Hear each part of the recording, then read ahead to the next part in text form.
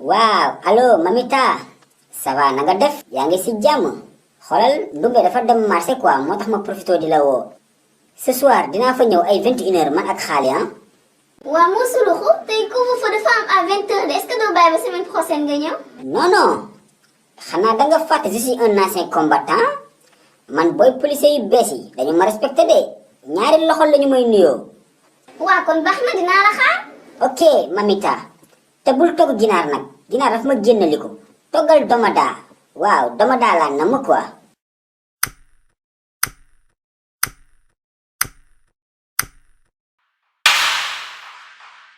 Alaaji Suluxu sànq ba tey ñoo ngi dox dajewuñu ab nit couvre-feu bi dafa mel ni dëgg la dee.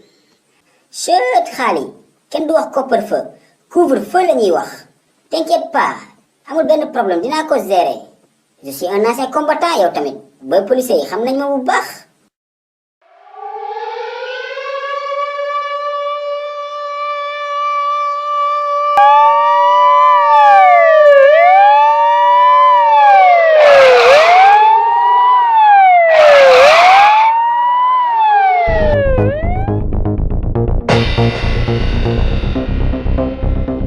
hey boy taxaw leen yéen xanaa xamoo leen couvre-feu dafa am tey.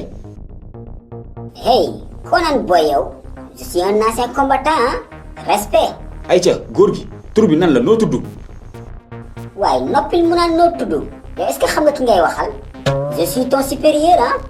ah dox sa tur brigadier jox ko benn.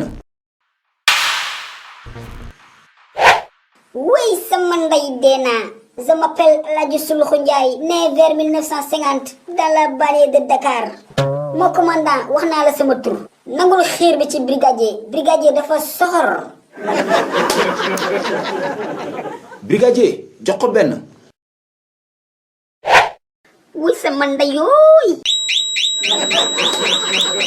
Alaaji Suluxu. xaali kuur. ñii dañoo namm ay dóor ku ñu rey lañu bëgg. hey taxaw leen.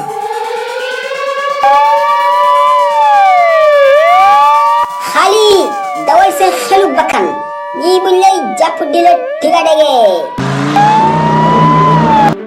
xaali nañu tas jaaral gauche ma jaar droite.